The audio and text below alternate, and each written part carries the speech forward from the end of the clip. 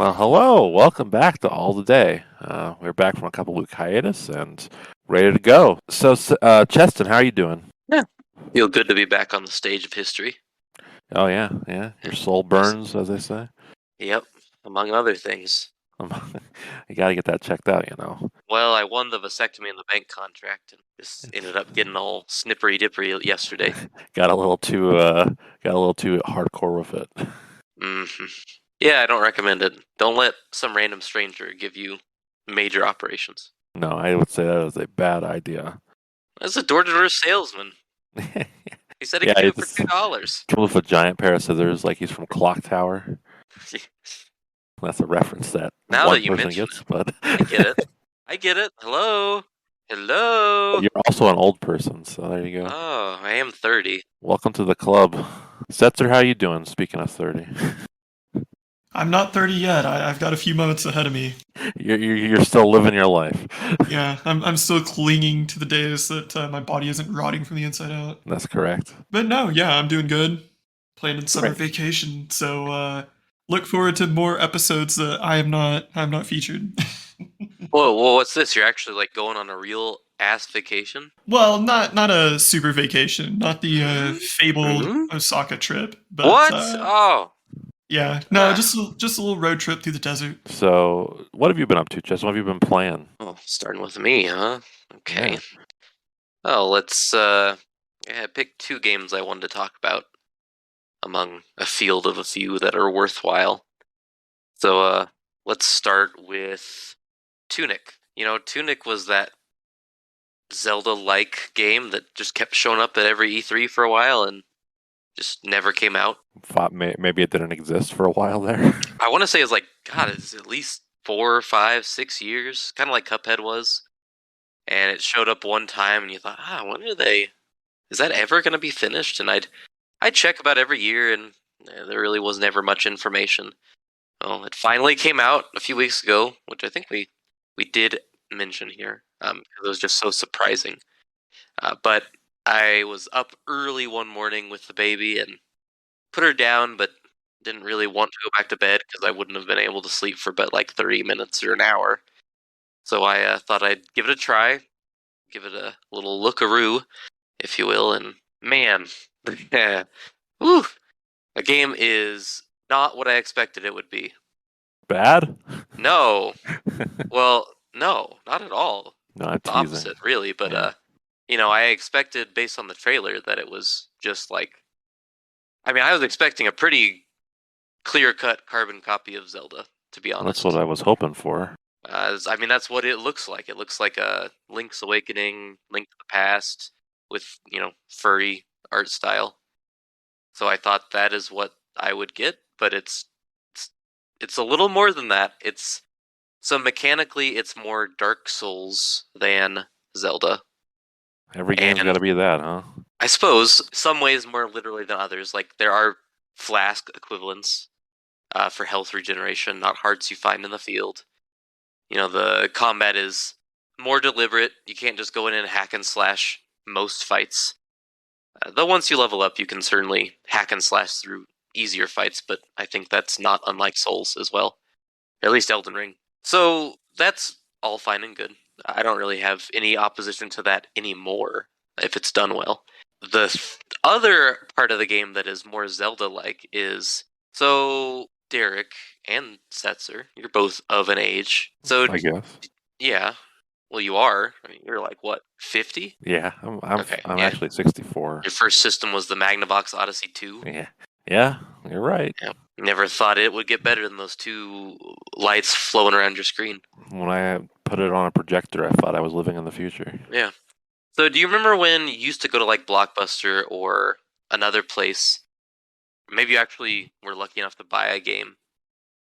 And especially in the case of a rental, you were lucky enough that you rented it and the manual was still in the case. Oh, it was like a special little treat. I definitely Right. remember that. And so you'd open it up and you'd flip through it on your way home. And you'd like longingly look at the pages and be like, oh, that's going to be pretty cool. I can't wait to see that and that. Oh yeah. Things that people who didn't start playing games till like the 360 era or, even the PS2 era to a lesser extent things they just wouldn't understand. Manuals used to be really substantive.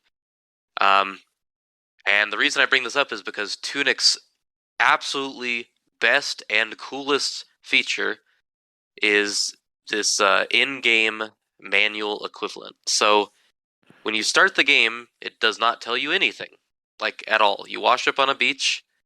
All the signs are in a language you do not understand.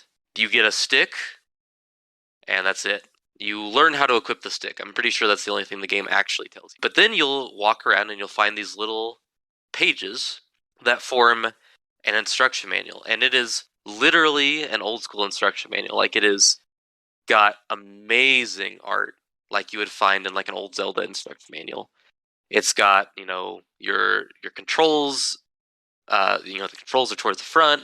You've got some maps. You've got some just like art. You've got like notes in the margins and such. It's like a manual that's been, like I said, you find a Blockbuster and it's in the case. Maybe you find a note here or there or whatever. Yeah, I will say I find it very amusing that they're pretending people actually use the notes section in those. Well, it doesn't have a instruction notes manuals. section that I found yet. I just mean there's like pin scratches on certain pages Okay. where like the previous user might have like, there's like a page where they did some math or something like to try and math something out. And what's really cool about this is like it would be cool enough like if the art was good and it's like, oh, I picked up this page and that's my map for this dungeon. That's cool. But what's really cool about it and what makes it like actually capture that feeling is that a lot of times you'll get pages that don't have anything to do with what you're doing right now, and it's like a preview. So like I picked up a page and it had this dungeon map. Well, I was not in the dungeon, I was just in an overworld.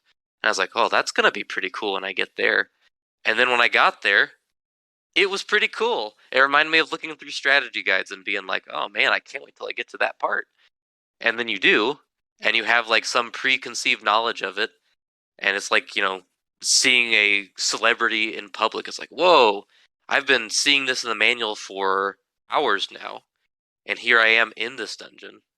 And, I've researched it a little bit because I read all the content I could on that page, and so I'm ready to go. It's a really cool way to handle progression in the game, because it also is how the game gives you hints at some of its more obtuse puzzles.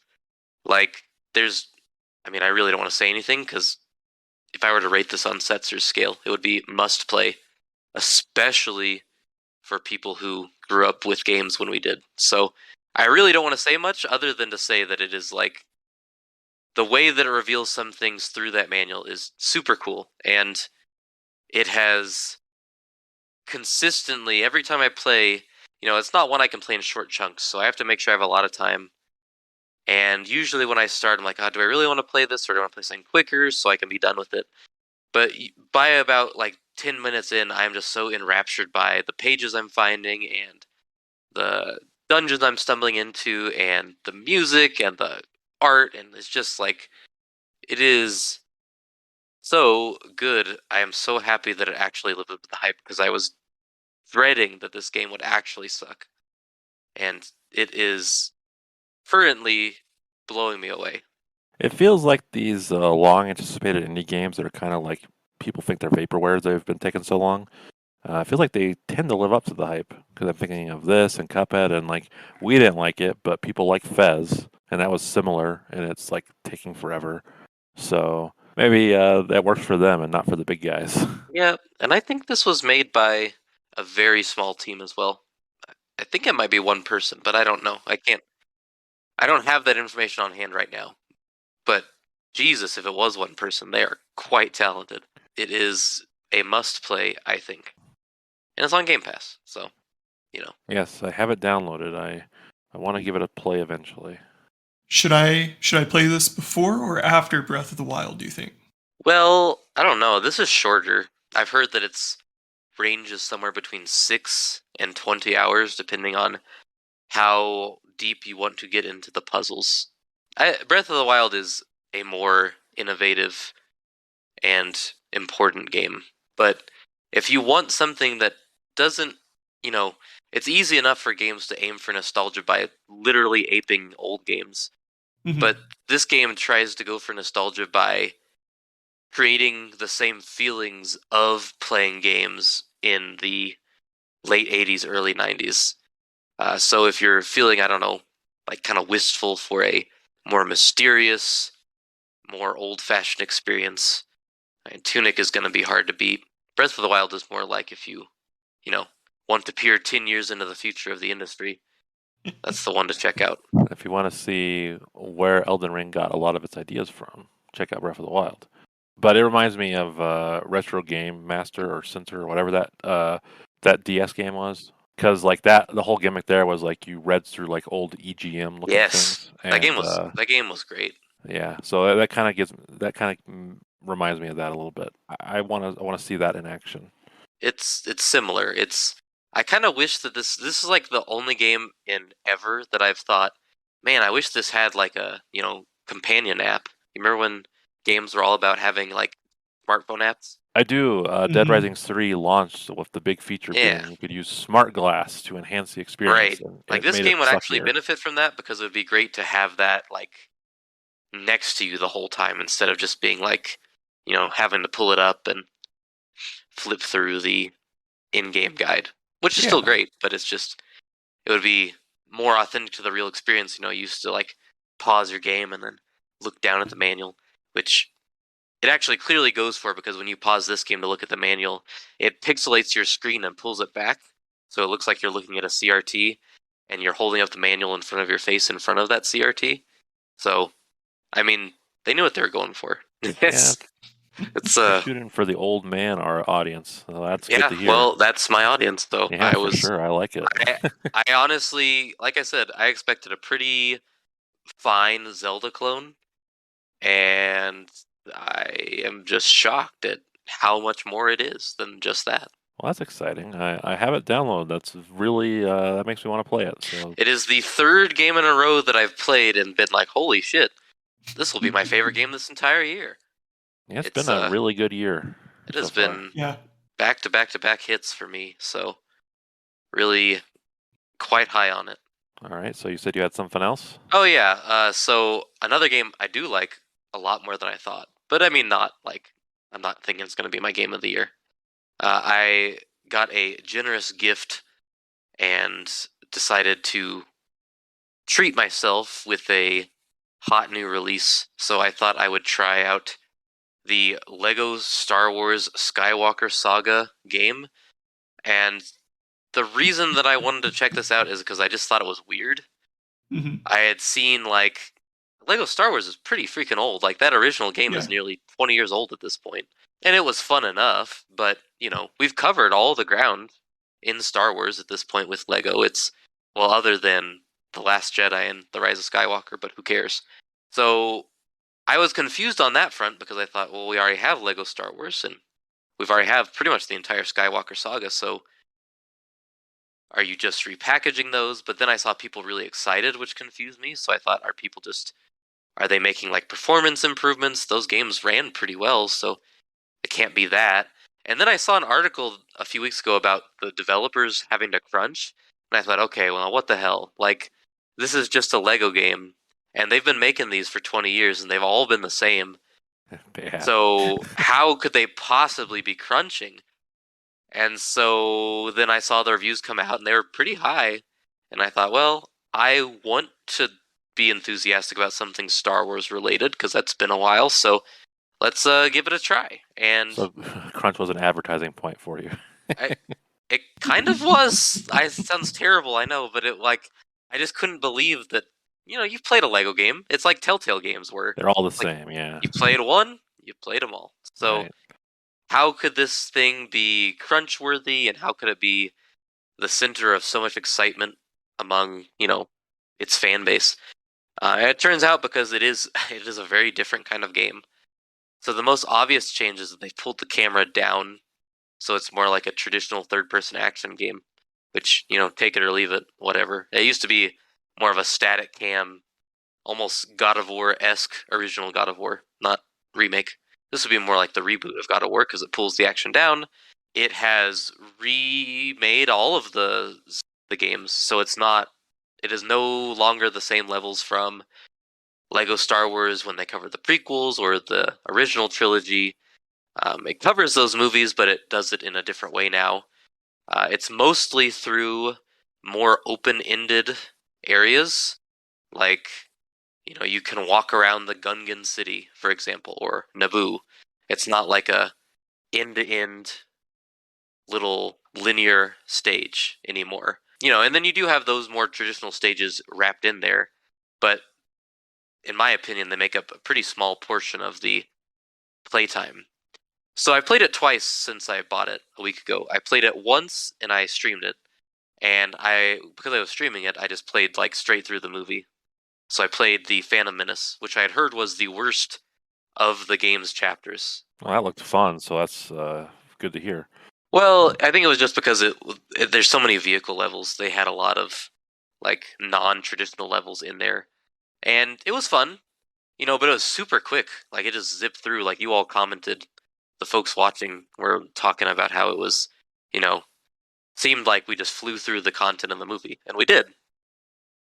So then I played it the other night, and I played the original trilogy. So I played A New Hope, with the plan of just doing that again, playing through it straight through the movie, see how it remade those scenes with Legos, seeing what funny jokes they threw in there or whatever. I got through the first level or so, and then I thought, let me just check out. Like I got to Tatooine, and I got to Skywalker Ranch, and I thought, let me just kind of like mosey around here and see what's going on. And it turns out that they made this a Mario Odyssey-like, because the game is just full of these collectibles called Kyber bricks, and they are everywhere, and you get them through doing individual named challenges that are alternatingly fun and simple, and there's just a lot in each area. Like it is, I think the game has 1,200 Kyber bricks or something like that. It's a I think lot. I've got, yeah, I know. I think I've got like 18, and I spent like an hour just playing for those, and I think my completion percentage for just A New Hope is still at 10%. So, I mean, it's pretty dense. I'm not saying I'm gonna like 100% complete it, but it's a pretty darn interesting new direction for the Lego games that, after 20 years of the tried and true, here's 6 stages, and you're going to run through them and see the plot of the movie play out, like having something else in there to spice it up, having a lot of different fan service elements and collectibles and all these different things to make it a more complete experience, I think is pretty welcome. The only thing I haven't checked out that I really want to is I want to see what the multiplayer is like, because I think now that the camera's changed, it's split screen probably, so I'll be curious to see if it's still a good experience, if it's runs at a decent frame rate. It runs at a pretty solid 60 on the Series X, which is what I'm playing it on. So I'm curious how that stuff holds up, because that was really the only way to play those older games, was to play it with someone else, because they were just so simple and mindless. But this one has more going on, so I'm curious if the multiplayer is still necessary. Well, I hope that it is split screen, because I actually did not like how the originals felt when you all share the same screen, just because you're kind of tethered to each other. You can't go too far away from each other, so I kind of like that. Yeah, I'm not really. It depends. Here's a question. Are you all do you prefer your screen split hot dog style or hamburger style? What's that? That'd be horizontal or vertical. Like horizontal split or horizontal arrangement? Like the split, like the line in the middle. Is it Oh. through the middle horizontally or vertically? Well, in any case, it depends on the aspect ratio of the TV. Can you answer it without sounding like a total dweeb?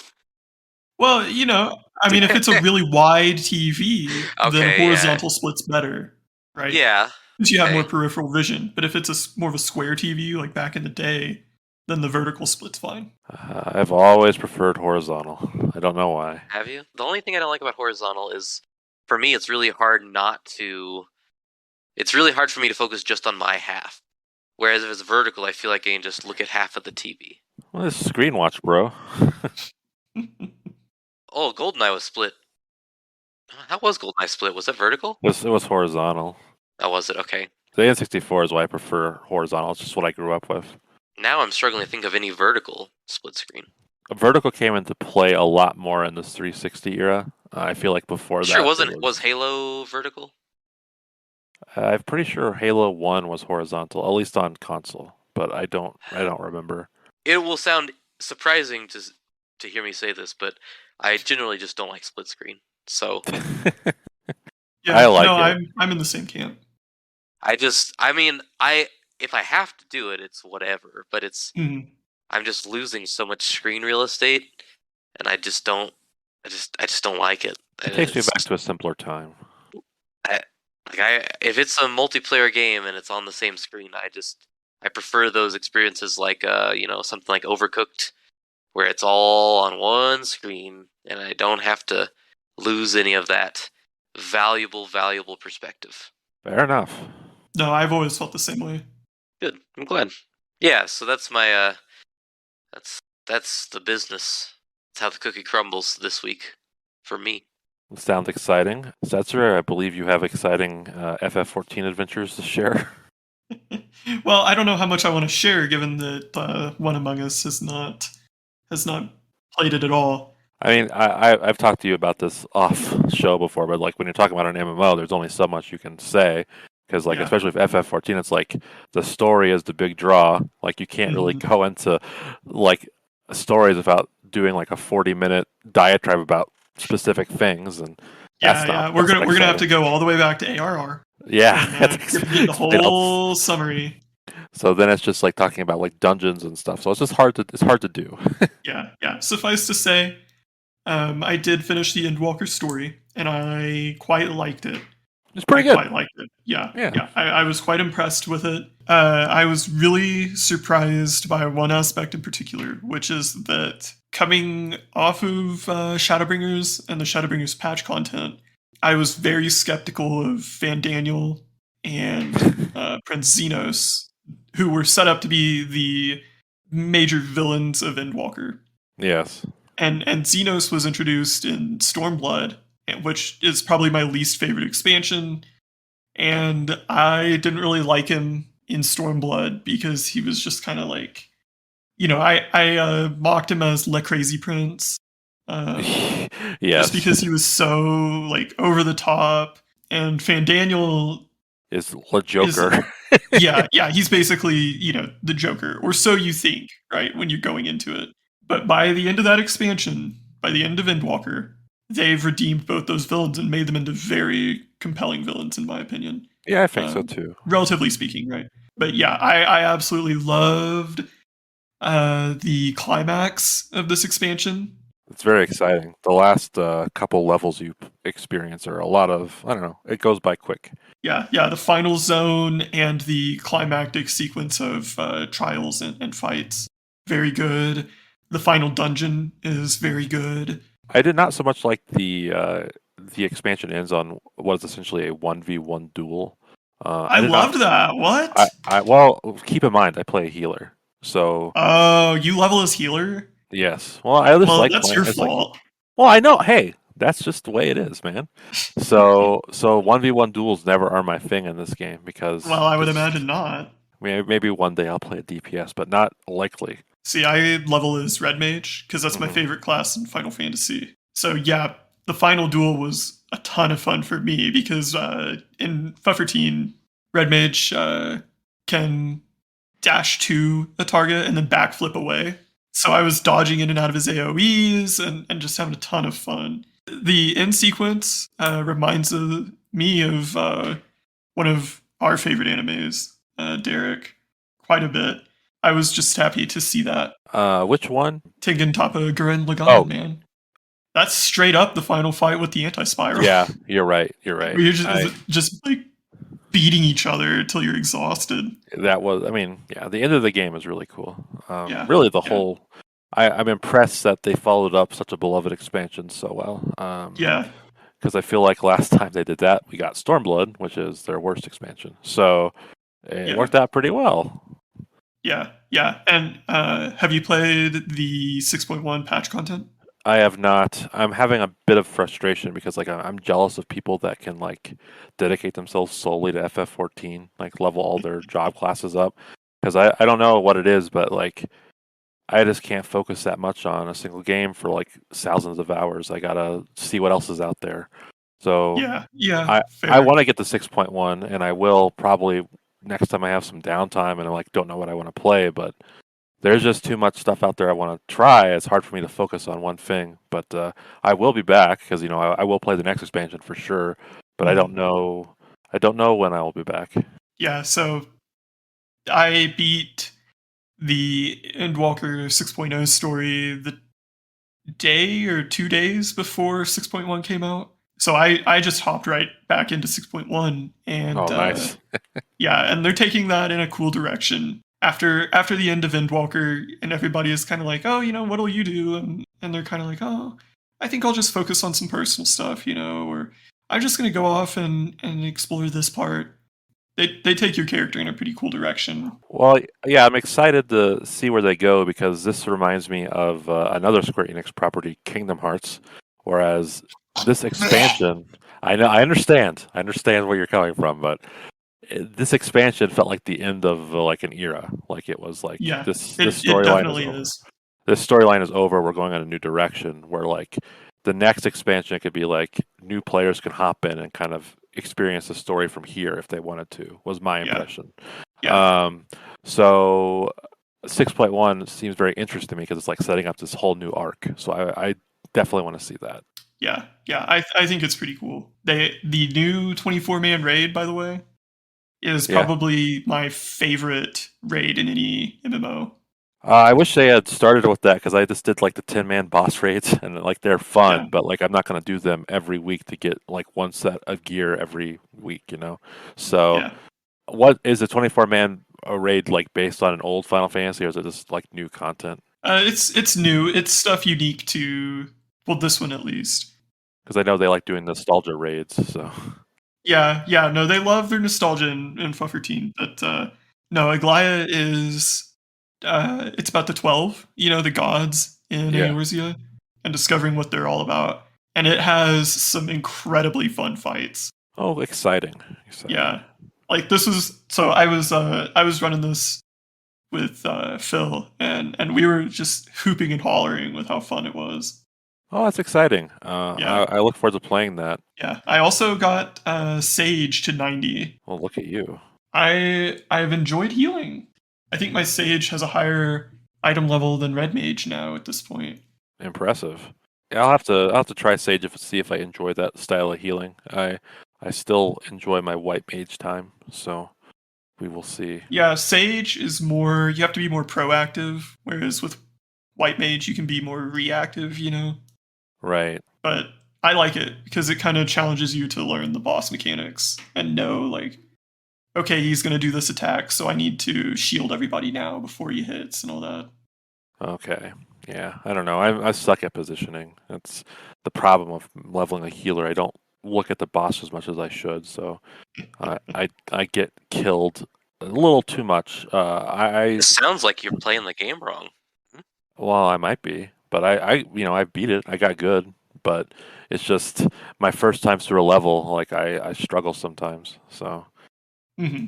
see, did you have any other things you played, or was it just FF14?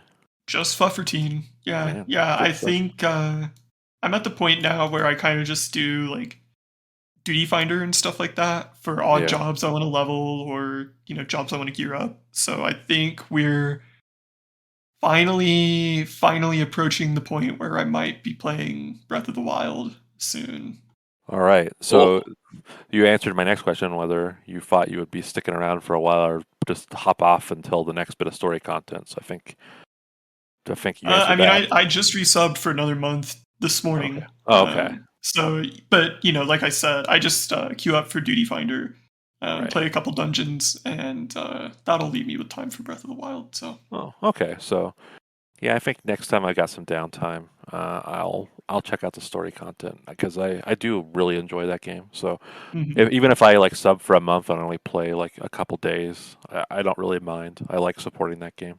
I'm excited for you to play Breath of the Wild, so that'll be cool. I'm currently, and I will not be talking about it today, but I'm currently playing through it myself because Oh, I feel like it is my last chance to do so before the new game, mhm. which probably will come out next year. But I bought DLC for Breath of the Wild like 3 years ago, and I've never played it. So I'm like, I need to play through the game again, do it now, because if Breath of the Wild 2 is a lot like 1, there'd be no reason to go back to 1, really, after this one. So better do it now. So if you play it, we'll be able to compare notes, so that'll be fun. Yeah. I will say I am a little bit skeptical of Breath of the Wild, only because this is probably the most hyped up a game has ever been sold to me. You know what I mean? So we'll see if it lives up to it. There are issues there, Yeah. which I will That's not what I figured. get to here, but and Cheston will disagree with me when I point them out. But it's the way it is. Ones. What's that? Which ones? Well, I don't want to talk about it right now. But Yeah, don't spoil my impression. yeah, Okay. we will bring it up whenever. I mean, if it's one I'm thinking of, not the one we were talking about the other day, we'll fight. Whenever Setzer plays, we can get into Breath of the Wild. All right, so since I guess you're done, and I'm really, I'm glad you enjoyed your FF14 experience. I'm glad you finally got to play it. Dang it. Yeah. You probably enjoyed it more than me because you didn't have to deal with 5-hour long lines, but that's my fault. So I've been playing several things since then. So let me hit a couple quickies. I finished up Kirby. I would say it is easily the best Kirby game ever made, and I say it's not even close. If you think Superstar or anything like that is better, you're wrong. Sorry. Dang. I don't know. Superstar is that's gonna be hard for anything to top, but I'm probably with you. Well, it's hard to top those games you love when you're a kid. Like, I still cling to Earthbound, even though I'm sure Yes. things have been done better since then. Yes, But obviously. But my major takeaway is that like post game of Kirby managed to be a little challenging, which is a Kirby first. Before, I feel like this game, the most challenging thing in the Kirby franchise was the arena from Superstar, and this amps that up a little bit, but not like a frustrating way. It makes it, a little like you might die. Like that's a first. You don't usually have that problem in a Kirby, and I feel like unlike most platformers, as the game gets more complex, I think the game gets better. One of my least favorite things about Banjo-Tooie, like I feel like it starts strong, but then like they introduce more systems and the levels get more varied and complex, and it like sucks after a while. well, It becomes a and slog. Banjo-Tooie isn't a platformer, so Well, yes, but it presents itself as one. I don't Yeah. think it is either. Like it's like an adventure game almost.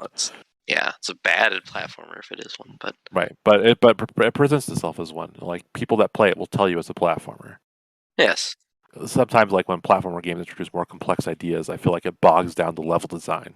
Like it just becomes annoying to traverse. Whereas this, I don't know, like the harder and more complex the levels get, I'm just like, all right, this is cool. So I enjoy it quite a lot. Maybe it's because they start so low on the complexity totem pole. That's true. That they have, they don't climb quite as high.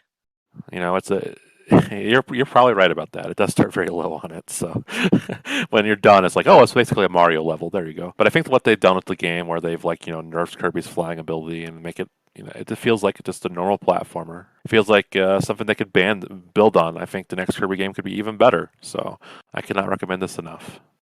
Which is shocking because I've been kind of hard on Kirby in the past. The next thing I want to talk about briefly is the Chrono Cross collection, whatever you want to call it, Radical Dreamers Edition.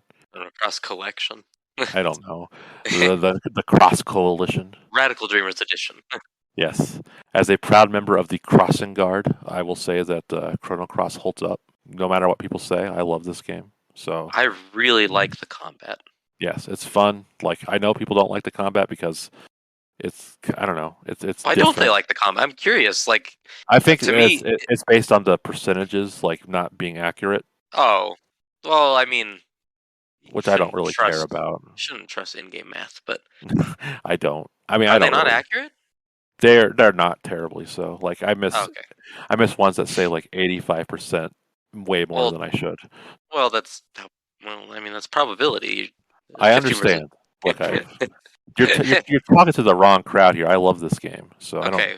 I just like that it solves for me one of my problems with Final Fantasy games, which is that once you learn certain spells, it just becomes a spam fest. Well, But yeah, this you game, can't do that. this game does. You literally cannot spam spells in this game. Yeah, the So big gimmick for those that don't know is that you like assign spells to like almost like equipment, and you can only use it once per battle, unless you like assign the same spell like 80 times. Like if you want to use Fireball 50 times in a battle, you can, but you you have to can't do assign it. that with every spell. Like you can't You have can't. slash No, and dash. no, 3 times. but like for low, if you're an insane person that just want to use low level spells, you could assign 50 of them. But so it's kind of like you got to think about when and where the best spot to use your skills in. That said, game's pretty easy, so it's not really ever an issue. Oh yeah, it seems really easy so far. I never got a game over doing normal things. The one time I did was when I was fighting a special boss, and the other time was when I was doing a new game plus, and I fought the final boss immediately after beating the game. So like I fought solo final boss where I lost. So other than that though, didn't die. So which is pretty rare for me in an RPG. So not hard, but it's a different take on it.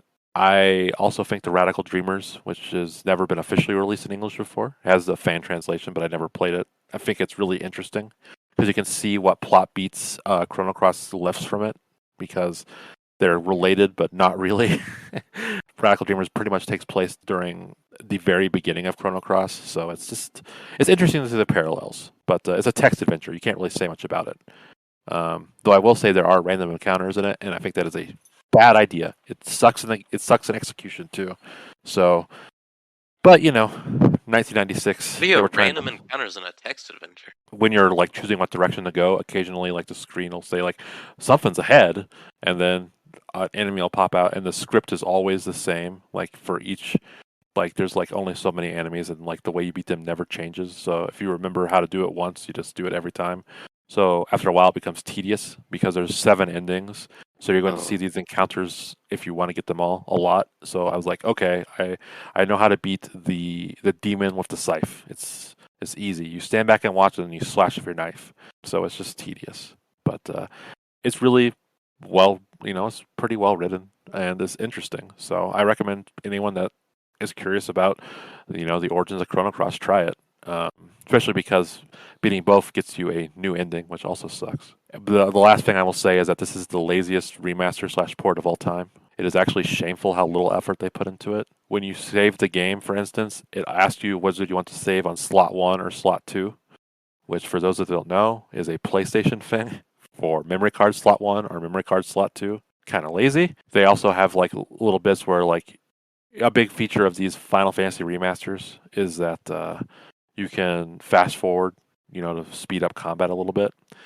Chrono Cross, the original release, had this already. When you beat the game in New Game Plus, they give you an item that you can fast forward or slow down for whatever reason, time.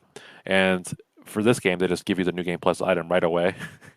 So the fast forward to rewind isn't any better than it is in the PS1 version. It's Yeah, just but I also hate the fast forward and rewind, or not rewind. You cannot rewind. it's not Fast- rewind, it's slow mo. But Yes, yeah. I hate the fast forward that is in the Final Fantasy remakes.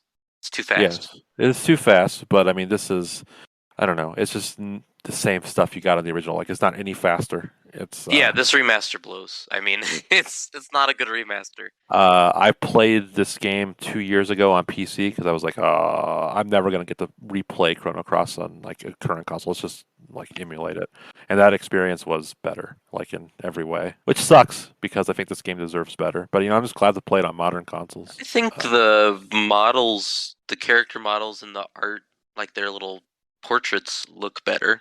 Well, the art does look better, the character portraits, but like whenever they did the reveal trailer, they said like, oh, we've upgraded the models or whatever. And my wife is currently playing Final Fantasy IX, the remaster of that, and the models in that are so much better than Chrono Cross. It's like You night think? and day. I don't really. I Significant. think You should pop it up. because I think the models in Chrono Cross look pretty good. They look okay. I mean, they look like a PS1 game, but I think they look better. Yeah, FF9 looks noticeably better, which is I don't think sad. that's true. You need to play it because I Well, wouldn't have thought so FF9 is a either. better looking game. Not that much so. Mm. But because like FF9 came out in the year 2000, Chrono Cross came out in 1999. That's pretty close. Yeah, but in Square years, that's like 6. Fair enough. I'm just saying, load it up and you'll be surprised. But one other thing I want to talk about being lazy is there's a scene in the game where you go to the orphanage one of the main characters was grown up in, and they give you like a secret code to save a character. In the original version, they translate the code to PlayStation buttons. So like they say, L is equal to triangle. They don't bother changing this for whatever version you're playing for. They say it's triangle, circle, X square. So the gimmick is that you're supposed to spell this person's name Laura, Lara. Like, well, on the Switch, you could just do that with the buttons because there is an L and an A and an R and an A. But you have to do the math of figuring out what to translate the PlayStation buttons. It's just stupid. So I wish they would have maybe worked on this for 5 minutes, is all I'm saying. It's been shown that it's just the ISO of the game. Did they port off a PS1 emulator? Like, is it EPSXE? I am pretty sure that it is a PlayStation 1 emulator. Yeah, I would say it feels like an emulation. Like just straight up with like they put in a texture hack and that's it. Legitimately, if you want to play this game, just get EPSXE and up the resolution and you're gonna have a better time. It's not a bad time, but it's not a great remaster. It's not a bad time, no, but I like, it saddens me that someone's first experience with this will be such a lazy port. But whatever. It's not like you're gonna dig up a PS1, and how many Zoomers are really gonna play Chrono Cross? So what are you gonna Not do? enough. Not any. And so the last thing I want to talk about is Triangle Strategy. You finally played it? Not only, well, I had been playing it at night, and it was just something I kind of played in the background while I played through like Elden Ring and Stranger of Paradise and all sorts of stuff because it's been a loaded year. But it eventually got to take the main stage, and I love it. It is more like Tactics Ogre than Final Fantasy Tactics. I don't know. I feel like maybe the media only knows what FF Tactics is. You didn't tell me anything about the game. What does that mean? What does that mean? I am going to explain this. I feel like maybe the media only knows like turn-based strategy. Got to be FF Tactics. Well, what makes Tactics Ogre different is that there's like no generic units. Like each character has a specific role with specific abilities. Like no two characters have like the same play style, so everyone kind of feels unique. Even more so than like Fire Emblem. There's a character that like is really good at jumping and moving around. Like there's a character that flies around on a hawk, you shoot with an arrow. Just all sorts of different play styles. So like there's like there's almost like a Chrono Crossian level of party members. So the makeup of your party can differ drastically, and so your playstyle will differ drastically. It's interesting. I also like that this game presents an interesting world with choices that actually make the story radically different, not just like little touches here or there. I ended up beating the game twice, and it was interesting to see like what the different paths led down. Like obviously, like the end result, they want to get you to the same area. So, but it's just interesting to see like the different ways the story unravels. It's just cool. Like one of the endings involves you becoming the king. It's just interesting to see how that progresses. I think it is fun to see like an isometric game like this actually involve strategy. Like with Disgaea, if you're stuck, the solution is always grind. But this one, that will not work. You kind of have to think about each move you make and formulate a strategy, and that's nice because it is called a tactical RPG, so that is cool. I also would like to note that this New Game Plus is a little different than old ones, because when you think of a New Game Plus, you think you're going to roll through the game, like one hit kills everything. Like in Chrono Trigger, you just go beat the game right away or whatever. This one, they scale a level with you. So like when you start a new game, like level 1 is like the recommended level is whatever you are at the end game. It makes replays not just a cakewalk. Of course, if you want a cakewalk, you just turn down the baby mode and sail on by. But that's for the players to decide. From a storytelling standpoint, I thought this game was fantastic, and I wish the demo wasn't wouldn't laid on so thick with the lack of gameplay, because the gameplay story balance isn't so that terrible when you're actually playing the game. But at the beginning of it, it is pretty lopsided. So I know Setzer, you had pointed out like it was a little ridiculous. I think if you were to actually play the real game, I think you would enjoy it. But it is a slow burn. While I personally currently would rank this a little below like Elden Ring and Kirby, like the best games I played this year. I think probably by the end of the year I'll look back and say, yeah, it's probably my favorite one. It's just Really? yeah, it's hit me pretty well. I think it does everything it's trying to do very well. There isn't a whole lot I would change about it. I fully recommend it, and I feel like it's going to get forgotten about, so I hope it doesn't. One thing I would like to say is that I don't like this 2D HD Square Enix thing where they're like, we're going to give it a project name, and then we're just going to stick with that name because people like it. Like Octopath Traveler was similar in this regard. I think Triangle Strategy is kind of a stupid name. It makes it sound like a cheap indie game almost. Or a mobile game. Yeah, it just makes it sound like it's not worth your time. I don't know. Like I know people like it, but I think it is doing it a disservice. I would name it like Of Salt and Iron or something like that. Just something a little different. People like the name? I've heard that they do. I think it just What? makes it sound cheap. I agree. Yeah, it just sounds like a soulless. It sounds like a Tokyo RPG Factory production. Yeah, exactly. It's like you're just didn't think about it. And I think they kept it just because it was originally called Project Triangle Strategy because like the title's pending, and people was like, oh, let's just keep it that.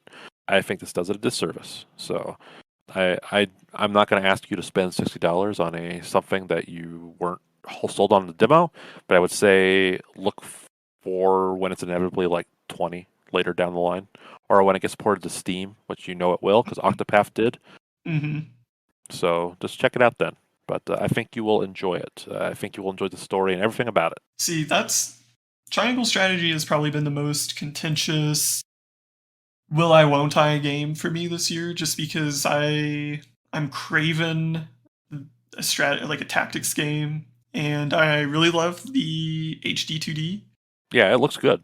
Love it. But after that demo, man, I was like, I don't know if I've got the for just sitting and watching the constant like talking, right? It's like FF 14, like the Endwalker. It starts like you're like, come on, man, I want to play.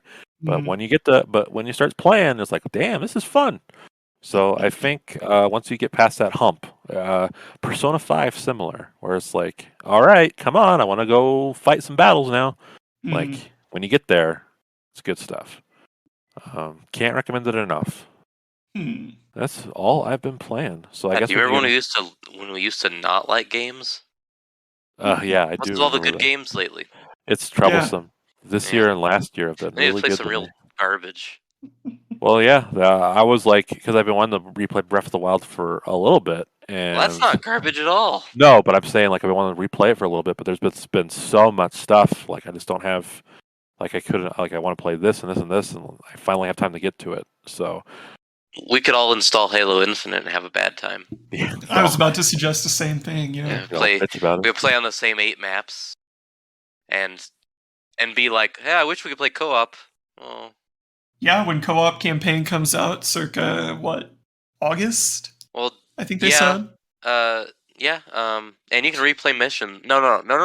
That's no replay though. In August. Co-op is TBD. What a joke. Well, it was the best game of 2021. Yeah, it sure was, huh? Yep. So I've heard, anyway. I've heard that the empty open world is a good thing, actually. It may be the best game of 2025 at this rate. Game of the year 2030. Yeah, like by the time it's actually done. 2 maps in a year. Come on. Yeah. 1 map every 6 months. When you think about it, it's more like if you gravitate more toward Arena, that's 1 map a year. If you gravitate more toward BTB, 1 map a year. Yeah, you're right. Got to stretch it out 10 years somehow. Yeah. Well, people so desperate for a Halo, they'll forgive anything. I don't know. Like they're forgiving much anymore. Those player counts, buddy. When it came out, they were so forgiving, but people like you were like, "This game sucks," and people are finally catching up to you. It just took a while. Yeah. I mean, it's hard to say the game just flat sucks. Right? There's more nuance than that. It's like more like this game is decent, but it's not. Well, I understand this, but it's less fun to say this game's decent and everyone came to your side.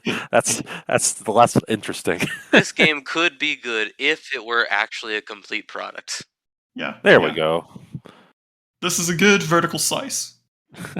Yes, show me the real game. If they fixed the melee, this game could be functional. So they did go over a lot of the community feedback in another blog post, and they talked about how they tried to clarify, you're supposed to be able to phase through your allies, but you should not be phasing through enemies. So we're going to make it so the melee does not phase through enemies anymore. We're going to fix the melee. And then they specifically said, we recognize that most players do not want to be able to phase through allies, but we are not going to change it. Deal with it. Did they have a reason? No, they just said we're not going to change it. Huh. Well, okay. Yeah. Stick it to their guns. Yeah. Well, we realize most people don't like it, but we're not changing it. Well, in some ways I respect that, but in other ways, I don't have to play your game, so. Yeah. Boy, I do not get that. I feel like if you're making a live service game, you live or die by the feedback. Yeah, you should listen to the community because you're stuck with them. It's not like a single player product. Like, well, we got our money, so yeah, good luck. It's like, yeah, we need you for 10 more years, boys. Well, they're too busy explaining to their children what it'll be like to grow up during World War III to yeah, it's true. Take into account the feedback, I guess. Must be that's a long way of saying we'll all be fucked. What a histrionic Twitter post that was. That was obnoxious. That makes me immediately hate everyone involved in the game, even though it's not their fault. But, keep your crazy people off social media. I don't know what you want. All right, so let's get on to the news.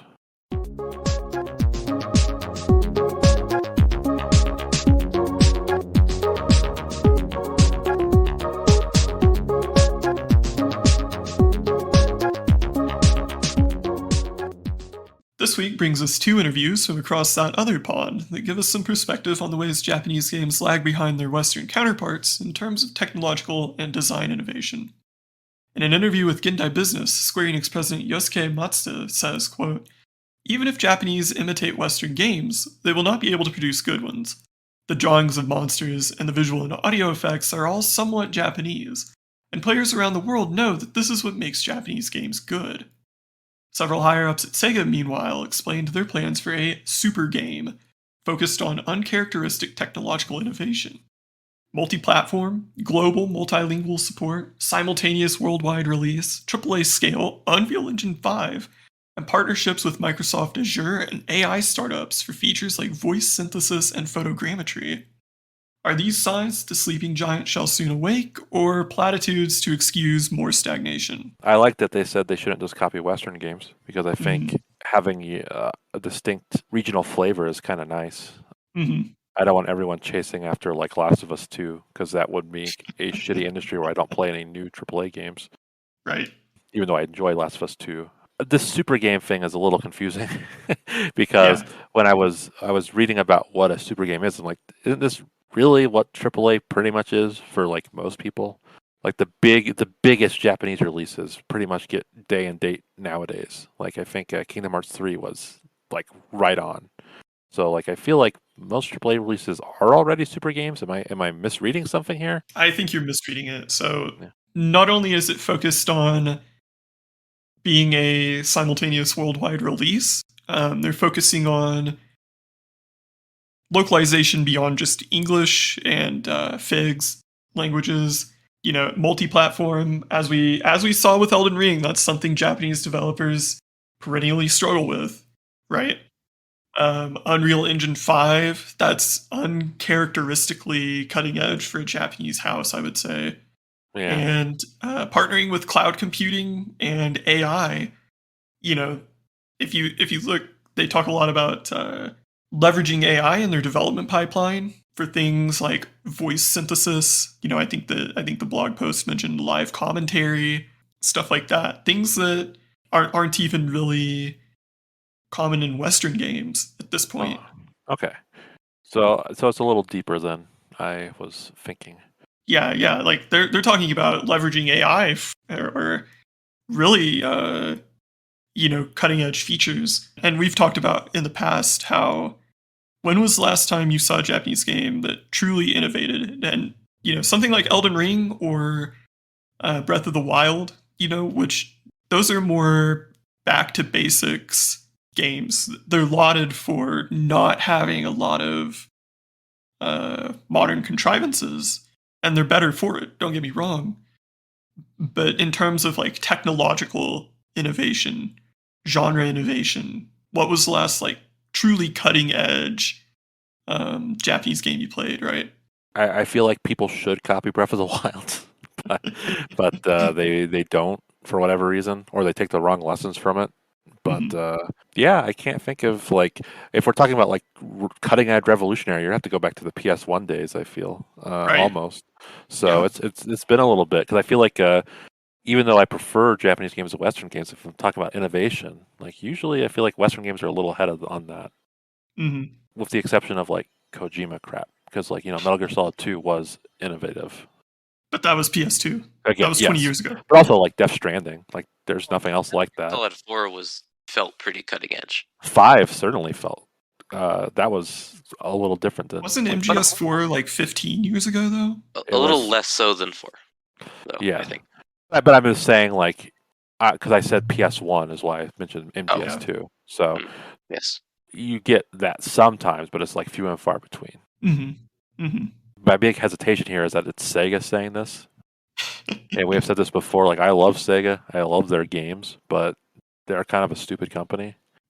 Which we'll talk about next. Yes. I know not what Yakuza 8 will be made with, but I know that Yakuza 9 will be made with sticks and stones. Yes. So I it's hard to be cautiously optimistic and not just be cautious. Like, why would this succeed? It's Sega. Like any success they have is kind of by accident. It feels like.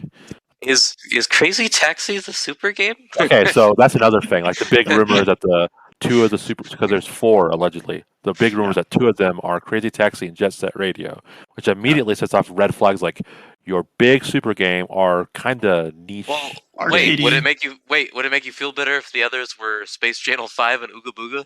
No, it wouldn't. But what I'm saying these are weird choices. These are bizarre. Like because these are not like I love Jet Set Radio, but that is not something that's going to sell millions of copies. They're going to leverage their future on Zombie Revenge. And Crazy Taxi is like an arcade game. Like these are not the choices I would make for my first super games. So I hope that those rumors are not true. What would you choose for your first super game? Well, I would choose Persona 6. Or a Shin Megami. Well, not Shin Megami Tensei. Persona 6. And I would also go with Sonic. You got to go with the big thing, isn't it? I mean, the Sonic open world, that looks pretty iffy. Persona 6, I loved Persona 5. That game could have been done just as well on the PlayStation 1. Well, I agree with you, but I'm saying like if you're okay. Phantasy Star. Well, online. But my point here, you drive a hard bargain. My point here is that you got to go with a heavy hitter, and Sega's heavy hitters right now are Sonic, Persona, and Yakuza. So and Total War, which I don't think would make a good super game. Okay, well maybe. Let me throw some ideas at you. Shining Force 2. Yeah, I mean, I'm fine with what you're saying. Trust me, you're like Phantasy Star. Space Harrier. Look, Phantasy Star, Space Harrier, those would be great, but like you're not going to move millions of units. Sonic the Hedgehog pinball. Yes, now you got me.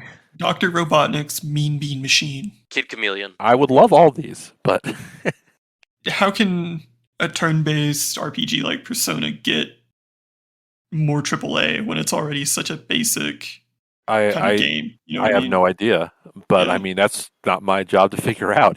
True. Like that's their probably biggest like Japanese RPG style. I don't know. Franchise. So if you're going to with this initiative, you have to have the big guns be a part of it. Otherwise, so you're talking about IP more than gameplay. Yes. Gotcha. Yeah. Okay. Because like as Chess has mentioned all these good IPs, but like the audience for a Space Harrier 2 super game is Derek and or like Jet Set Radio like AAA is like Derek and 2 other people, and like I'm gonna love it. But it's not going to move units. It's not going to make them successful. Everybody I know is talking about Space Harrier on NSO. So I mean, Space Channel 5, you get that Michael Jackson back in it. Like, I will love it. I'm going to be like, yeah, Sega's the god. Just imagine it's Space Channel 5 with guest star Katy Perry.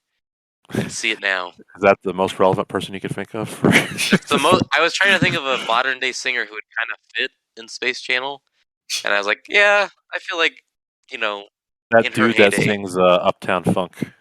He would Bruno be, Mars. Yeah, Bruno Mars could do it. Yeah, he's The a dancey Weeknd. guy. How about a Seaman super game? Oh hell yeah! Well, Leonard Nimoy's dead. You can use Leonard voice Nimoy- synthesis and AI on that. Oh, that's true. Who would be the new Leonard Nimoy? Christopher Lloyd could be Oh. the Oh guy. yeah. Because he replaced Nimoy as Xehanort in Kingdom Hearts. So Really? Oh, that's right. Wait, yes, yeah, he did do that, didn't he? he did. He has Master Xehanort in the DLC. So, Well, I thought somebody else replaced Leonard Nimoy, and then that person died. and he too. died. Yes. Yeah. So he's a replacement to the replacement. So there you go. I don't remember how we got here. I just want to use this space to say that Kid Chameleon sucks. It's okay. It's an old game. But I do like Jet Set Radio. So yeah, I guess if this is what it takes to get Jet Set Radio, if it takes the power of a nation, then so be it. I'm cool with it, but they're going to declare their super game a failure. Like, I mean, I'm going to love it. I'm going to be out here saying like, this is the game of like the generation. But it didn't sell 10 million copies. Yeah, but it's sold. Yeah. But it's going to sell like 200,000, and it's from me buying 100,000 of them on Steam sale or something. So, and what would you even do with Jet Set Radio that you haven't already done? Like, what's? I mean, I guess you could have like an AI generated city. You could have. Yes, you have like voice synthesis. User generated graffiti. Yeah, well, that'll be a problem. Yeah. Oh, Dick City. About to learn the same lesson Nintendo did with PictoChat. You know, if they're okay with it, like Team Fortress 2, you just spray whatever you want. But I have a feeling that a company looking to make a lot of money around the world probably wouldn't be so freewheeling about it. It's going to create a Super Games arm race. Maybe. Is Square going to be like pulling out their super duper game? Final Fantasy 17. They already did, man. Avengers. Oh, that's true. Right. Babylon's Fall. Those were the super games. Babylon's under 100 players. Babylon's under 10 players now. It had 8 players on Steam the other day. Naughty Dog will bring out their mega ultra game. It's funny when I look at the Steam sales and they have like Babylon's Fall. It's like 20% off. Like, you got to go a little more than that, buddy. You're going to have to give it away for free, and you're going to have to like pay me to play it. Yeah, like if I'm not going to play this multiplayer game that has 10 players on. That seems like a bad time. Remember this conversation when Forspoken comes out. Nobody wants to play that either. Yep. My wife is in the Forspoken, so is she? Oh, that's one. That's one. So yeah, but doesn't she like Dragon Age? Yes. Yeah. Uh-oh, Skedios. Well, speaking of Sega, IGN's Ryan Dinsdale writes about the company's absurdly confusing SKU variants for the upcoming Sonic Origins collection, including an Anthem-esque spreadsheet of features such as 100 bonus coins and character animation in the main menu. Derek, how much are you willing to pay for camera controls over the main menu island? Oh, well, this kind of thing is really stupid. I want to point out that this is not as bad as it looks. Like, when I saw that chart, the first thing I thought of, like, this reminds me of, like, Mortal Kombat X or whatever, where they had, like, the different pre-order locations that you got whatever secret outfit. Or, like, when Anthem came out. Yeah. Like, you could play it on this date, and you could play it on this date, and it was, like, a confusing mess. This is, like, way over-explaining something that's pretty simple. It's like, you have the regular version, which is $39.99, and the special version, which has a DLC, which is $45 and has what essentially is mostly just early unlocks, because like a lot of the stuff that's featured as like a perk of buying this is like stuff you can just unlock, like the mission mode or the hard difficulty or whatever. And some of it is also misleading. Like one of the features for the $45 version is that you can get Genesis songs, which the first thing I thought of was like, oh my god, are they going to change the soundtrack to these classic games? Like, talk about a blunder. Like, you wouldn't change the soundtrack to Mario Brothers, you know? And Sonic is almost as iconic music-wise. And no, what the deal is you can listen to, like, Chaotix music or Sonic CD music or whatever instead of, like, Sonic 1, 2, and 3. So it's just, like, extra games that aren't in the collections music. So it's like, okay, so why didn't you advertise it as that? That's like less nonsensical sounding. Basically, what I've gathered you're paying $5 for is like extra animations, which seems like a waste of money. But Well, are you whatever. paying the $5 or not? Yeah, I probably am. Okay, all right. That's I'm what I was here for. I'm a Sonic Mhm. drone. I like Sega. Like I'll probably do it. I've been You wanting. want to know the worst thing? What's that? Yeah, I think I might do it too. Yeah, I've been waiting. I've been kind of mad at Sega for a long time because there's the best version of Sonic 2 has been locked to handheld for like a decade. Because they have a hidden level that was like in the rumor mills for ages and ages called Hidden Palace Zone that's actually playable in those. So it'll be nice to have that stuff on a console. So I'm kind of just happy they're doing that. I think what their messaging around this is so brain dead, like it's going to turn people off immediately, and I can't defend it, so I'm not going to. I'm going to get it. So what can I say? You should mention that when you say handheld, you mean like I mean iPad phone. and phone. Yeah. These are, from what I understand, these are all the phone versions, right? Except for Yeah. Sonic 3, which does not have. Yeah, I think a little extra has been done, but these are generally just. Well, this is the only series in the world where the mobile versions are actually. Yes, this is the what I best want. versions. This is Yes. what I actually want. So this is the only time I'll ever say, like, give me the phone version of this game. Do it. So that said, and even though I will be buying this, I am so sick of Sonic 1, 2, and 3 being the ones ported. Like, they have been ported 85 million times. I think Sonic And they're 1... widescreen! Yeah, they are. Well, hey, widescreen is cool. But Sonic 1 is probably the worst game to be ported 85 times. That game sucks. It's not fun. It's way too hard. The level Well, it's design fun is bad. for one level. One level, exactly. And that one level is done way better in Sonic 2. So, like, it's not fun. It's not funny. Well, here's my argument, though. Sonic 1 has a really cool effect when you get the invincibility item. Yeah, I like that music. It's cool. And it looks cooler than it does in 2. It does. But that's it. That's it. That's all I got. But I'm just saying, like, this is the worst game to be ported 85 million times. Like, the other, like, games that get this kind of treatment, like Mega Man 2, all-time classic. Resident Evil 1, say what you want, very important video game. But Sonic 1 just sucks. But I don't know, like, I wish they'd just port other Sonic games, like... Yeah, Chaotix. Chaotix has never been ported outside of 32X. It sucks, but at least give people a chance to play it.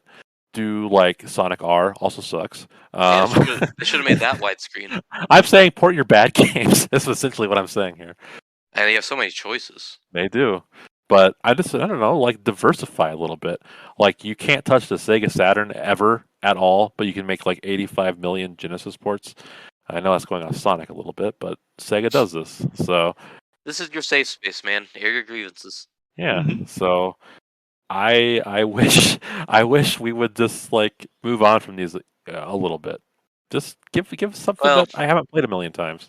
And what's actually funny about this is that the Switch itself is going to have like 4 different ways to play Sonic 2 when this comes out. Because I have the Sega Ages Sonic 2 remaster by M2, which is pretty good. It's pretty good. Yeah, there's the Nintendo Switch Online Genesis version of Sonic 2, which I'm sure is good. And then there's the Sega Genesis Collection version, which I think is considered the worst version, but I mean, that is still Sonic 2. So, well, and Sonic 1 also has all the same versions. So, yeah, basically paying $40 for Sonic and Knuckles. But I'm paying this money to get the best versions of these games I love. Yes.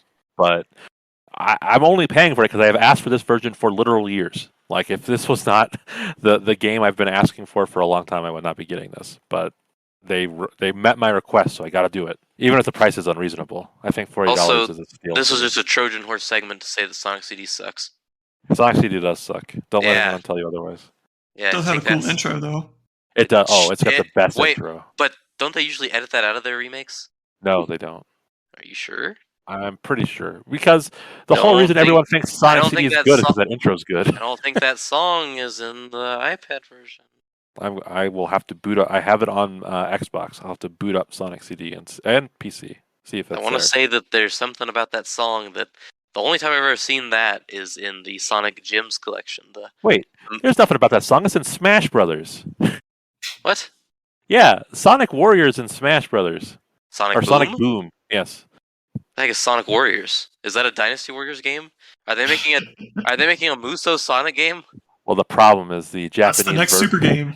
The Japanese version of that song is called Toot Toot Sonic Warrior, which is what I was confusing. Oh, of course. That's an easy mistake to make. But Sonic Boom is in Smash Brothers, so I don't think that's a problem. Sonic Warrior. It's a way worse version of that song. The American version is way better. So, they should remake it and have Crush 40 sing it. oh, agreed. A matter of fact, I have heard a cover of Sonic Boom by Crush 40. So. Oh wait, yeah, didn't they do that at the concert? Yes, I did. Yeah, so. that was sweet. So, I love that. So you've been immediately proven wrong. So I'm pretty. So. Yeah, I mean, listen, if you just had Crush 40 sing over all of your games, people might think they're good. So. Yeah, they might. Well, that's what Sonic Frontier needs. It's just a Crush 40 soundtrack. I am excited for that game. No. Listen, because it's going for Breath of the Wild. Hear me out. Crush 40 ambient music. soundtrack. Oh, I would love it. I am so excited for Sonic Frontier. That game's going to suck, but I am going to love it. It's going to be like a glorious mess. Sonic of the Wild will be so bad. Yeah, instead of like finding cool physics ways to solve problems, you're going to find like cool glitches to solve problems. Oh, yes. Like, oh my god, if I run up this hill and then clip through the floor and wind up on the other side of the map and then press B to spin dash, all of the enemies die and I make it to the final boss. It's great. Feels good, man. You see that loop-de-loop? You can run through it. You can run over it. Or better yet, you don't have to. Yeah, you don't have to. Do you think walk around? Will they have like Chow in place of Korok seeds? Oh yeah, something like that. Chow poop. Chow. Chow's keep. Did Chow poop? Was that a thing they did? They did not. Where'd their food go? I think they pooped in the GBA version. On that little portable Chow garden. But I don't think they did on the Adventure 2. Anyways, I've got some breaking news for you, Derek. Yeah. It's only 2 weeks late, so you've been off the internet for 2 weeks, right? Yeah, I haven't used it at all. I'm trying to stay away from Better Call Saul spoilers. God, how have you been working? Not well. Snail You've mail. been phoning in your edits? Carrier pigeon. Can you move that picture a few inches to the left? Good. Okay. I've been unemployed for the past 5 years. I've faked all my income. It's hard to do, but you can do it.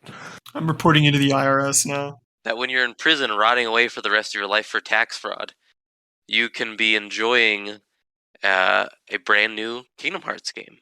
Yes, Kingdom Hearts 4. Yes, Kingdom Hearts 4. It doesn't sound right when you say it.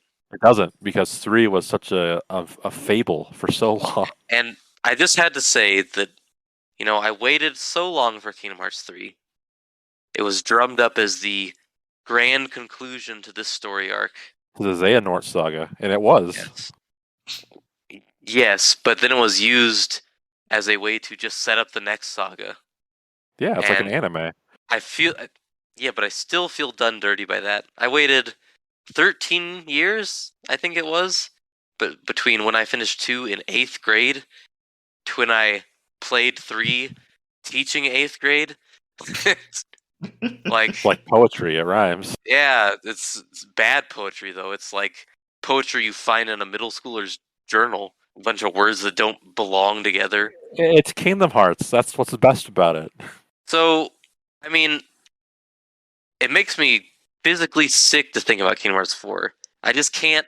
It just feels wrong. Like, it shouldn't happen. Like, we just had 3.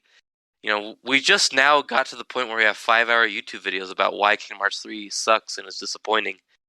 And we're already supposed to be getting hyped up for Kingdom Hearts 4. I mean, and it's just like the same old, right? There's Sora, there's Goofy, there's Donald. Well, they're going off. We don't know any Disney worlds, but I mean, nothing seems to have changed. Kingdom Hearts 3 came out, I think, in 2018. So it's been a while. 4 years! Yeah, that's a long time. Kingdom Hearts 2, I think, came out less than 4 years after 1. So there you go. This is the start of a new saga. So if you're going to start a new I don't know, arc, so to speak, You need a new numbered title. So 4 I would just makes feel sense. better if there was a new character, not Sora. Like, you gotta move on. No. If I had to guess what this game is, I think it's the pivot away from Disney animation and it's going to their other properties like Marvel, Star Wars, that sort of thing. So you should hate this. It's Kingdom Hearts. If they put Final Fantasy in it, I'll forgive it. I don't like. At least he's honest, folks. It's Kingdom Hearts, so they won't put Final Fantasy in it anymore. Well, 3 didn't have it, but Nomura said I didn't feel like there was a need to. Maybe there'll be a need to this time, But he felt like there was a need to have Elsa sing all of Let It Go. I can smell the cope in your voice, man. There's so much cope. I understand, but I like. What do you Kingdom think about realistic Sora? He looks better than in 3. I hate the way 3 but looks. You know that Nomura came out and said that that's just how he looks in that world, but he'll look like he used to when he's out of there. Oh, okay. Well, I thought he looked fine in 3.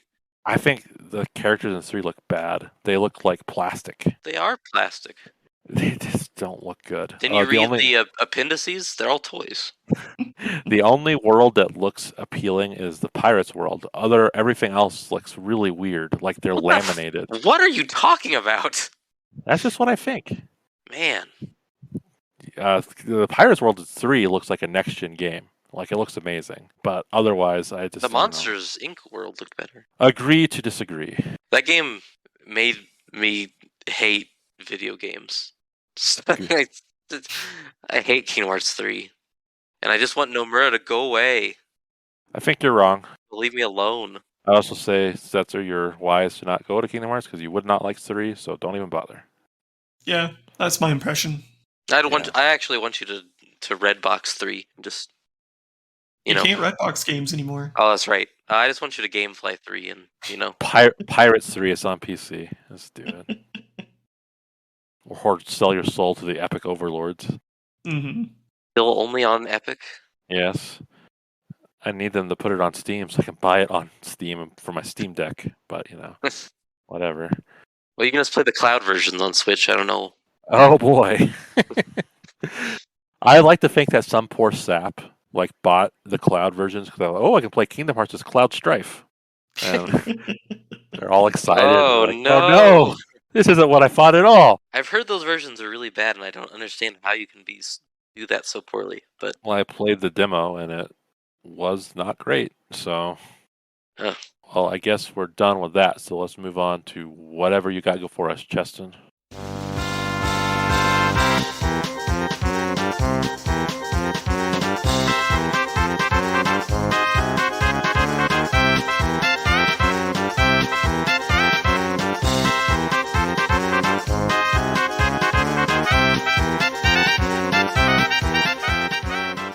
I thought we would take a trip in honor of Earth Day to the local dump.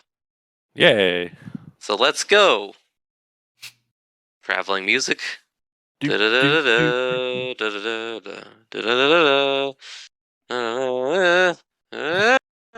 a good song. Thank I you. thought you were going to go with Lord of the Rings. Oh. But too cliched. Final Fantasy VI traveling music is where it's at. Yeah, that was the first intro theme for this show. Was it? Yeah, no. Terra's theme. That's a good song. Yep. Why is Terra's theme the overworld theme? Because she's the most important character to the game. Oh. It's I guess that makes sense. Why Lucca's theme is like the fanfare music in Chrono Trigger. Luca? Whatever. Lucca? How am I supposed to know how that's pronounced? Lucca? It could be Lucca or Luca. Who cares? Your version wasn't voice casted? No. That's weird. Mine talked to me. Oh no. You become a schizo. Oh, yeah. Anyways, now that we're here at the dump, oh wait, what are these people doing here? That looks like everybody from Square Enix. And oh my god, is that Shigeru Miyamoto over there in the corner picking up a banana peel? Oh my gosh. Wow. Well, everybody else had the same idea as I did. Because I thought it would be great to dive through the dumpster of Video Games Past to pick out a gem or a series that we would love to see recovered. In the same way that Square recovered the decaying corpse of Chrono Cross recently, and Radical Dreamers from the Satellaview, so I guess they had a Ouija board with them as well. Ron Gilbert is reviving Monkey Island. He found some used grog cans in the dump, I suppose. So, this is the way the industry works. We look through the dumpster for something, hoping for some amount of relevance to pop out at us and make us a quick buck. Really, it's how all of entertainment works. Because Yes. they're making a new Top Gun movie for all the 80-year-olds out there. So I think any franchise that's old will get a new day in the sun eventually. But we're pioneering spirits, and we don't make any money off of this. So I thought we would just talk about a game or games or series or series that we would like to see recovered from gaming's dumpster. I will start to give an idea of the kind of trash I'm looking through.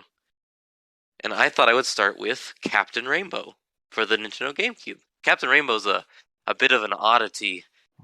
And I feel like to understand the fervor around Captain Rainbow, you have to have lived through the 64 and GameCube era when Nintendo released relatively few games, and so you would often see Japanese-only Nintendo games and shrug your shoulders and be like, what gives, Nintendo? Why are you holding out on us? We want to play Doshin the Giant too. And then they just didn't listen, because they don't. Euros got to play it. That's true, but not us. And so Captain Rainbow is an interesting one because it's a game that has 0% chance of ever coming back in ever. It's just not going to happen because it's a different kind of Nintendo game. It's a little more crude, a little more campy, It's got the infamous scene where I believe a character recovers what is heavily inferred to be a sex toy that Birdo uses for pleasure. So I don't really think it's probably a very good game. But it is like an interesting piece of Nintendo lore that is pretty much never talked about at all. And it would be lovely for it to see some kind of translation so that, we could see this side of Nintendo, this not family-friendly side that sometimes rears its head in Japan, but never in North America. No. So that is my first choice I would go for. That's an interesting choice. I think I like your logic there. Fair. Setzer, you love trash. How old does it have to be to have arrived in the dump? I mean, are you saying like how dead does it have to be? I have a contemporary pick. I feel like anything more than 5 years with no word on successor. Well, go for it. I don't care. What is it? I was gonna say Babylon's Flop. Because I want to see how bad it is. I'm down with that. Why not? Yeah, that's fine. That's fair. I want to see how bad it is. That's already in the waste bin of history. You're right. Yeah. Yeah. I mean, that was like me playing Balan. You got to know. Yeah. I should have had that Captain Rainbow as a Wii game. Apparently, I don't know how I misjudged that. I just can't believe they made that during the Wii era. But whatever. But I agree with your Babylon's Fall opinion because when you're playing, sometimes you just got to know how bad a game is for yourself. Yeah. That's the whole reason I advocate for playing like Sonic 06. Like you hear everyone talking about how bad it is, but you can't really appreciate it until you hold the controller and experience it for yourself. Mm-hmm. Otherwise, you're just watching like some YouTuber and regurgitating that opinion, which I don't know, not a fan of. So I like that choice. I'm gonna go a little different for mine, something you probably wouldn't expect for me to say. But I think Dance Dance Revolution should make a comeback. You did love that game. I did. It's been a long time, and I feel like we're due for a revival. It's, I don't know, like a social game people could get behind. Maybe dance pad technology could be better now, where you're not sliding all over on the home pad all the time, like where it's actually fun to play at home. I don't know, but it was fun. It was just it was an inferior experience. Far less reliable. I mean, yes, that's why whenever DDR tournaments happen at Evo, those people show up with their giant steel-cased dance pads. Like, I feel like it's been over a decade since the last DDR, and I'm sure there's been some dance music released since then. Nope. Been 10 years of dry music. So I don't No know. dancing here. I feel like it'd be a good idea to make it come back. Like, it's not something you probably have to pump a ton of money into. You don't have to reinvent the wheel with it. I don't know. I think they're fun. Why not? In terms of games I want to see come back, okay, Okay. Mega Man Legends 3. Oh, absolutely. Of course, I'm yes. gonna beat the drum. Yeah. Got to. No, it's fair. I mean, there was work done on it, so Yeah, be good to see something out of that. and that was over 5 years ago now. You have Yeah. to think that Capcom at some point will. And you can only mine the same few series so many times before the returns are diminishing. Mm-hmm. Well, the problem is Mega Man is such a complicated franchise for them. Like, Yeah. it's tied so into Inafune. Who Doesn't they have want to be. do- I know it doesn't have to be, but that's how they view it. Yeah. So they released one new Mega Man game in recent memory, 11, which I think sold okay. Mhm. So I don't think they're like incentivized to make anything new until they have to. And if they're gonna make something new, I hate to say it, Setzer, but it probably wouldn't be a Legends. But No, I know. But I would hope so. I mean, I would love it if they did. But I feel Ooh. like if they're going to make a new Mega Man game, I think X9 would be their call. But Armored Core. yeah, Ah, yes, yeah. yes. That one had some murmurs recently. but Yeah, it's true. I got another good one that maybe in the same vein a little bit. Apescape. Yeah, it's been a while. Yeah. Apescape is overdue. The problem I feel like is the whole gimmick of the original Apescape was like, oh look, you got two dual stick analog sticks. Yeah, now. but the DualSense, I mean, you could do a lot of cool things with the DualSense and You Apescape, can. probably. You can. Well, and plus I think Apescape 2 is better than 1, and that had no like new gimmicks. So I don't know, is that an unpopular opinion? I don't think it is. I don't feel like Apescape fans are going to go ape that you said that. Probably not. mean, There's like 10 of them, so even if they did, it'd be really quiet. Nobody gonna say True Fantasy Online. No. Well, it was next, but you just took it, so I'm gonna go with a really clear and obvious one for me anyway. I feel like we're way overdue for Banjo to come back. Oh, I thought you were gonna say Final Fantasy Tactics. No, because I just there's Final Fantasy is it's hard to say that as a dumpster diving sort of thing, But it's Tactics. Well, I know, but they re-released Crystal Chronicles, so Tactics will get its day eventually. Speaking of which, did you hear Tactics Ogre? They just filed for I did. new Tactics Ogre. I did. I'm excited because I can finally get that reference Derek made earlier. You can. Well, that's why I was surprised. Like, oh, we've already got a new one of those. It's called Triangle Strategy. But I'm excited. Like, if this game they made was good, so I'm sure Tactical will be good too. I think it'd be nice to see a shmup return, like a whole genre to come out of the dumpster, like a good modern shmup. Like, what's the last one we even got? Was it that Resogun on PS4? That's the last one I can think of. I mean, otherwise you've got You got Ikaruga ported to Switch, but that's yeah, because it's like Yeah. it's endless ports of Ikaruga. Xbox got Dodonpachi as a backwards compatible game. Gold Girls, isn't that? No, that's fighting, isn't it? Yes. Oh, whoops. Radiant Silvergun was a Saturn one that gets re-released from time to time. I don't know. Like, they would have to do something different for me to. Well, want it just another feels like shot. whenever there's like an arcade renaissance, it's always about fighting games. It's never light gun games or Well, light gun would be cool. yeah. But the problem, like, if you want to shmup, like, you can play like 80 million Touhou games that all What? like Toho, whatever. I don't know how it's pronounced. What is it? What is that?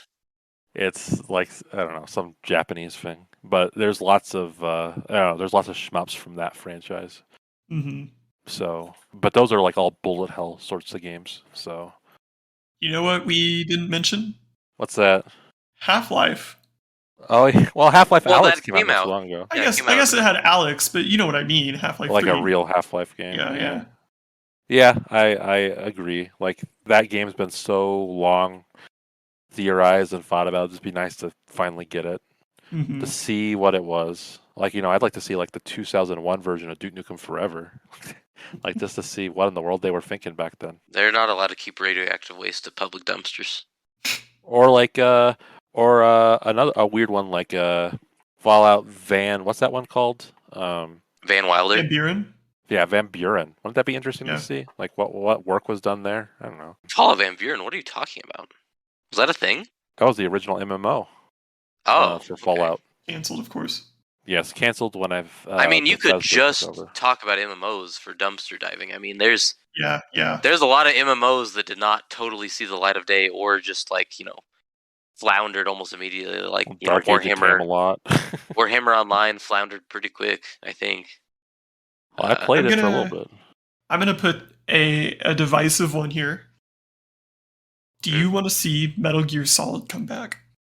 Yes. No, Knowing that Kojima will not be involved, I no, want to see someone else's take. do you want to see Konami's take? No, Exactly. Yeah. I want to, but I also think they would hire someone else regardless. I don't think they're in the business of doing things. For themselves. all I want is a way to play all of them on modern hardware. That's it. That's all I care about. Well, I would bet good money you'll get that someday.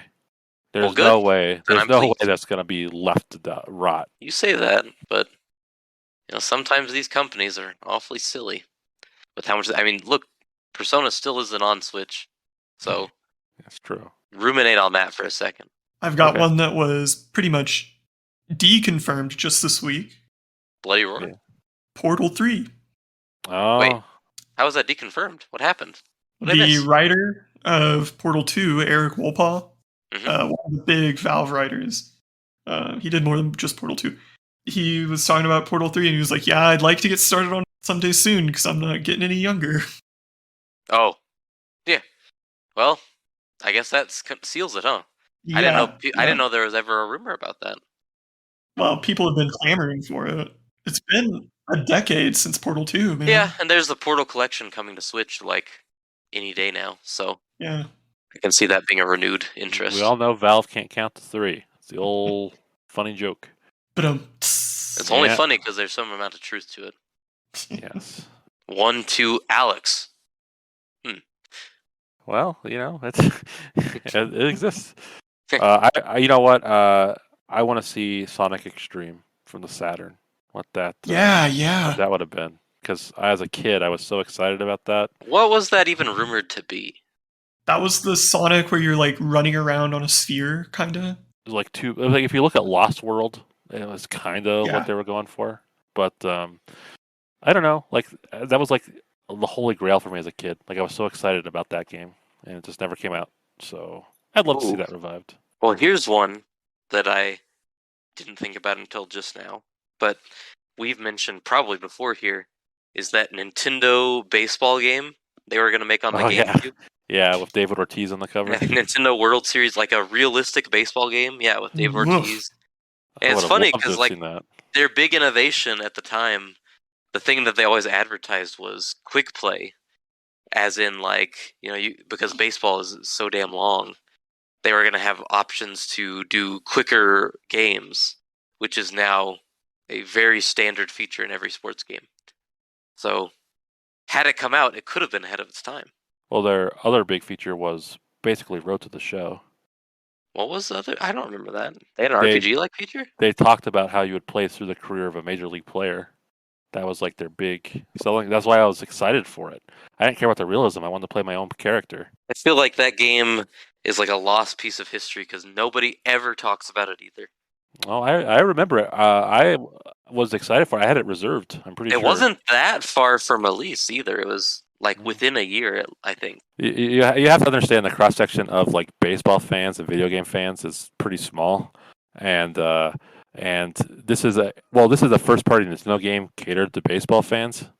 Like sports fans and video game fans don't really like. They may play sports video games, but they don't play other video games. So it was one of those like it's a really cool that they were going to try it, but it was doomed to failure. This was in an era where people who played games also played sports games. So. That's a good point. I forgot about that. Like people that play video games used to play Madden. Yeah, they used to just play Madden because, I mean, there used to be, like 2 games a month.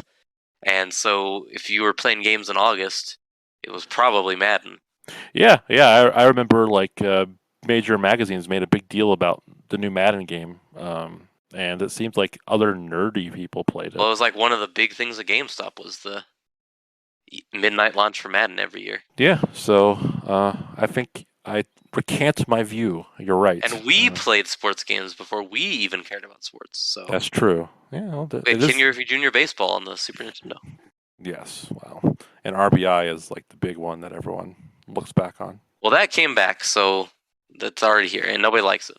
So I'm gonna say I want Obsidian to be given the chance to make Knights of the Old Republic 3 Oh yeah. or Tyranny 2. Yeah. I mean, Obsidian's got all sorts of stuff they could do. They got the chops still. They got Microsoft money. That's true. Disney's wanting to whore out the Star Wars license more than ever. Well, sadly, I feel like the KOTOR possibilities are dead now that they are remaking the original. Yeah. No, I know. Yeah, it's sad. This is about what I want. Okay. Yes. Well, I just realized that Microsoft owns both Obsidian and Bethesda. We can get New Vegas 2 now. So yes, that's the pipe dream. I don't know. I feel differently about New Vegas 2. New Vegas it said what it wanted to say. Yeah, it did. Especially when you take the DLC into account, which makes that game feel kind of long in the tooth. But I think like a Fallout, an Obsidian Fallout in like a different region, even a different part of the Southwest would be really interesting. Yeah, that's what I more mean. Like just a new Fallout from Obsidian. Yeah. I'm going to throw 40K Dawn of War out there because Dawn of War 3 was such a flop. Power Stone. Bring that back. Ooh, Power Stone. Yeah. Bring Power Stone back. I think the next Smash Brothers should just be a Power Stone clone because Smash Brothers, like, you can't make another one like that just plays like Smash Brothers because the gimmick of this one was everyone is here. So you can't just be like, everyone is here again, except there's a few fewer people here this time. Like, you can't do that. Almost everyone is here. So if you're like, the next game is going to have to do roster trims because you can't have everyone back again. So if you're going to cut it down, make it a completely different game. And I think they should make this Power Stone, but with Nintendo characters. Yeah, no, I don't see anything to disagree with there. It's all very agreeable to me. Whether Nintendo sees it that way or not, and I know the fans will disagree with me because they just want more Smash Brothers. They don't care about logic, but you really can't do another one. It would be stupid. Here, let me throw one last deep cut here. Mm-hmm. General Chaos. Why not? That was a cool game. That was a cool idea. Yeah, it was cool. Nice way to do a console RTS. I think that covers it. We got a lot of trash here. Yeah, we got a lot of trash. There's probably more that if I put my head down I could think about, but yeah, you should put your head down in the trash. Yeah, we could take this to one of these game companies and make a mint. Oh yeah, there's all sorts of franchises that need to be picked back up. I'm just gonna throw this copy of Mega Man 64 at that guy's head over there. He looks like he works for Capcom. He's got that Capcom vibe. He's got that smug Inafune hating face on right now. I do have one more deep cut I'd like to mention. Oh yeah. Back in the magazine days, there was a perpetual statement of fact that Square was working on remakes of Final Fantasy 7, 8, and 9 for the PS2. This was printed all the time. Wasn't there always a rumor, or maybe you just told me this because you were a baddie fanboy? Wasn't there talk that after Final Fantasy X, they were going to do spin-off games for each of the characters? That was the original rumor for after 10-2. Right. Because they're we're gonna make a Riku game, we're gonna make a Lulu game, a Waka game. Hey, can you imagine the Waka game? It'd be banned. Waka game is AO. Oh boy, it'd be called Better Dead Than Albed. What a game! It ends with him nuking the entire Albed population and comparing it to the 4th of July. And not just not an in-universe version of 4th of July. He just says the 4th of July. Because they didn't bother to translate it. Waka, a Final Fantasy story. I just can't. Can you imagine a Kamari game? A whole game of Kamari? They already made that game. It's called Dota, man. Just a bunch of freaking Ronzos hanging out in dirt, smelling each other's asses. I want to see what stupid, boring quest Kamari's up to after Final Fantasy X. We're out of Guado potion. We gotta go to the store. We need a couple of them. I hear they're good. Save the line. Save the line. Guado potion's good. Yay! Well, all right. Well, that'll do it for this week. You can reach us on Twitter at alltodaypod or on email alltodaypodcast@gmail.com. This is Derek. Setzer. Cheston. We'll see you next time. Goodbye. Adios. See ya.